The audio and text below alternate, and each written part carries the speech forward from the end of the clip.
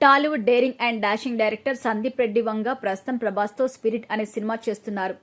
ఈ సినిమాలో Prabhas powerful army officer పాత్రలో కనిపిస్తున్నారు.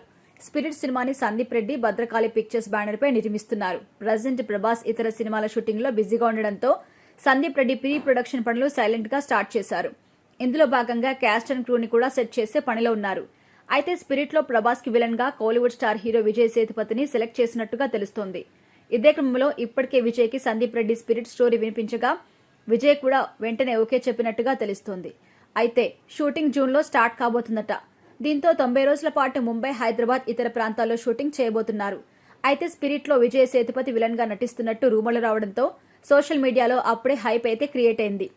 ఎందుకంటే విజయ్ సేతుపతి గతంలో super star Rajinikanth, Petta, Shahrukh Khan Jawan, Vaishnav Tej Uppena, Kollywood star hero Vijay Master పలు సినిమాల హీరోస్ లో విలన్ గా నటించారు.